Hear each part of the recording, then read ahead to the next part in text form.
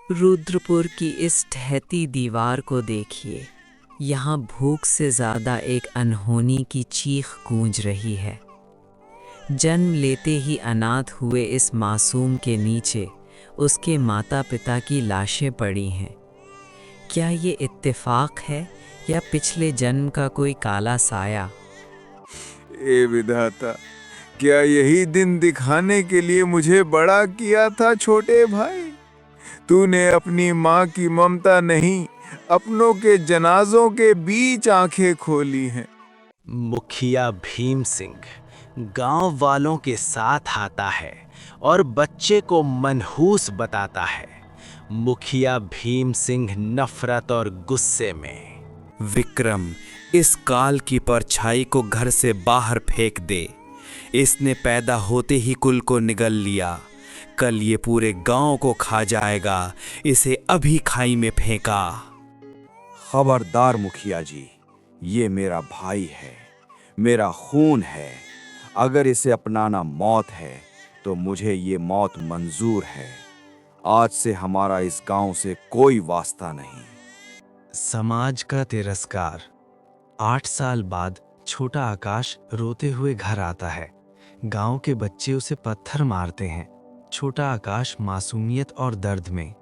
भाई, गांव के बच्चे मुझे पत्थर मारते हैं। वो कहते हैं मैं राक्षस हूँ। क्या मैंने सच में कुछ बुरा किया है? नहीं मेरे लाल, तू तो मेरा चांद है। ये दुनिया अंधी है, इन्हें तेरी मासूमियत नजर नहीं आती। तू बस अपनी हिम्मत मत हारना।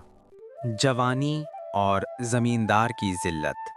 30 साल बाद जवान आकाश लकड़ियां लेकर जमींदार की हवेली जाता है। वहां उसे भगा दिया जाता है। जवान आकाश थका हुआ और लाचार। जमींदार साहब, 3 दिन से घर का चूल्हा नहीं जला। बस इन ताजी लकड़ियों के बदले थोड़ा अनाज दे दीजिए। अबे ओ मनहूस, अपनी ये काली लकड़ियां ले जा यहाँ से। तेरी मनहूसियत मेरे खानदान तो खा जाएगी। दफा हो जा। आकाश भारी मन से। ठीक है सरकार, ईश्वर देख रहा है। एक दिन आपको लकड़ियों की जरूरत होगी, पर ये मनहूस आपके पास नहीं होगा। जंगल में फरिश्ते से मुलाकात। जंगल में शेर एक लड़की नेहा पर हमला करता है। आकाश उसे बचाता है। नेहा डर के मारे चीखते हुए, बचाओ, कोई बचाओ, ये जानवर मुझे मार डालेगा। हट पीछे, जब तक मैं खड़ा हूँ इसे कोई हाथ नहीं लगा सकता। कृतज्ञता से। शुक्रिया, आप तो मेरे लिए फरिश्ता बनकर आए हैं। फरिश्ता नहीं, मैं तो रुद्रपुर का वो बदनसीब हूँ जिसे दुनिया मनहूस कहती है। शादी और नई उम्मीद। नेहा और आकाश की शादी, उनके घर में खुशियां आना। नेहा प्यार और खुशी से भरपूर। आकाश जी, हमारे घर नन्हा मेहमान आने वाला है। अब सारी नफरत खत्म हो जाएगी। मैं उसे पढ़ाऊंगा, लिखाऊंगा और दुनिया का सबसे खुशनसीब बच्चा बनाऊंगा। मेरी कुल्हाड़ी अब मेरे परिवार की ढाल बनेगी। काल का क्रूर प्रहार। तूफान वाली रात। नेहा और बच्चे की मौत। दाई माँ बाहर आती है। आकाश बेचैनी और डर में। दाई माँ, मेरी नेहा कैसी है? मेरा बच्चा क्यों नहीं रोया? बोलिए ना। तेरी किस्मत ने फिर दगा दे दिया बेटा।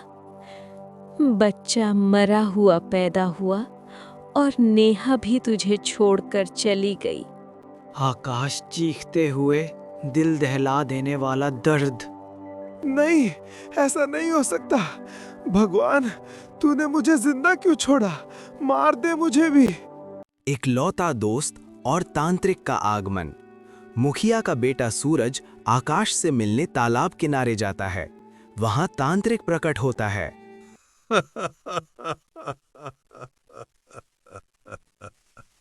आकाश, तुझे क्या लगा तू बच जाएगा? ये तेरे पिछले जन्म का कर्ज है। आज मैं तेरे इस इकलौते दोस्त की बलि लूंगा। नहीं, सूरज को छोड़ दे। जो सजा देनी है मुझे ही दे। क्रूरता से तुझे तड़पाना ही मेरी असली जीत है। वार करता है और सूरज मर जाता है। साधु का रहस्यमयी खुलासा। गांव से निकाला गया आकाश जंगल में एक तेजस्वी साधु से मिलता है। आकाश टूट कर गिरते हुए, महाराज, मेरा कसूर क्या है? क्यों सब मुझसे छिन गया? पुत्र, जिसे तू फूटी किस्मत समझ रहा है वो तेरे पिछले जन्म का वो खौफनाक पाप है जिसका कर्ज तू आज चुका रहा है। क्या तू अपना असली चेहरा देखने के लिए तैयार है? आखिर कौन था आकाश? पिछले जन्म में क्या था वो पाप? जानने के लिए देखिए पार्ट 2 और कमेंट में लिखें पार्ट 2।